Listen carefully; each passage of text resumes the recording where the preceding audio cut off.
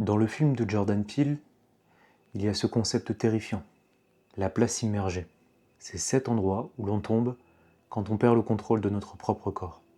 Spectateur impuissant d'une réalité que d'autres manipulent. Sur un terrain de speed le dimanche matin, il se passe exactement la même chose. Sauf que le réalisateur, c'est vous. Et que le film que vous tournez dans votre tête est un thriller psychologique qui s'appelle Tout le monde cheat, sauf moi. Aujourd'hui, on ne va pas parler de cinéma, on va parler de mise en scène.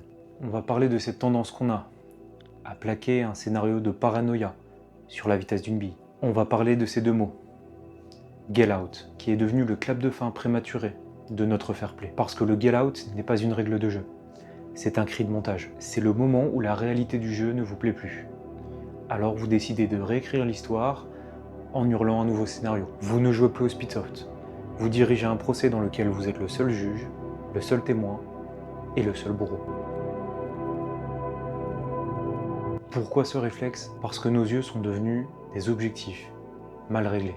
Avec l'explosion des vidéos sur les réseaux sociaux qui parlent des cheaters, on a installé des filtres de paranoïa directement sur nos masques. On ne cherche plus le bon angle de tir.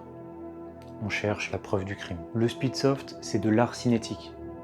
Ça va à la vitesse de la lumière, entre l'ombre et les modules. Mais plutôt que d'accepter que la vision humaine a ses angles morts, on préfère combler le vide avec de la fiction. Si le joueur en face à la première bille ne tombe pas comme un château de cartes, votre cerveau ne l'interprète pas comme un raté. Il imagine un scénario de trahison. Ça brûle l'image, ça déforme la réalité et surtout, ça ne laisse aucune place au doute. Sportivement, c'est le degré zéro de l'analyse. C'est jeter son scénario au visage de l'autre juste parce qu'il n'a pas joué la scène comme vous l'avez imaginé.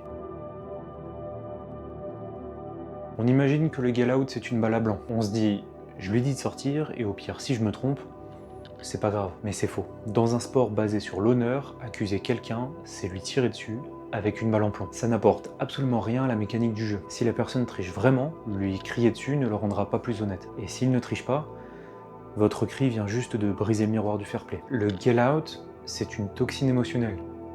Ça électrise l'air pour rien du tout. Ça transforme un duel de réflexes en une joute verbale stérile qui laisse juste un goût de cendre dans la bouche de tout le monde. C'est l'anti-performance. On arrête de bouger, on arrête de réfléchir, et on commence juste à aboyer. Le vrai danger, c'est l'effet domino. La toxicité, c'est comme un mauvais montage.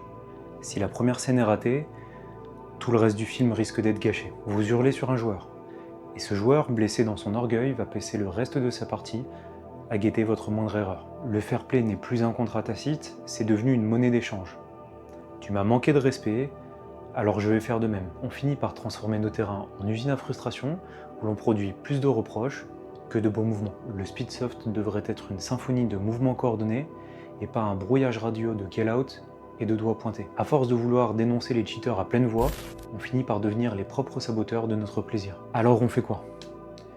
Est-ce qu'on continue de tourner ce mauvais film en boucle ? Le vrai courage sportif, ce n'est pas de dénoncer l'autre à chaque doute. C'est d'accepter que dans le feu de l'action, le scénario peut nous échapper. Le vrai pro, c'est celui qui, face à une bille qui ne semble pas avoir été déclarée, se contente de doubler son tir, sans un mot, avec la froideur d'un chirurgien et non l'hystérie d'un mauvais acteur. Laissez les arbitres s'occuper de la réalisation. Laissez les caméras s'occuper du montage. Vous, contentez-vous de jouer votre rôle à la perfection. La prochaine fois que l'envie vous prend de hurler ces deux mots, souvenez-vous de Get Out. Sortez de votre propre film. Revenez à la réalité. Le Speedsoft est trop beau pour être sacrifié sur l'autel de votre ego.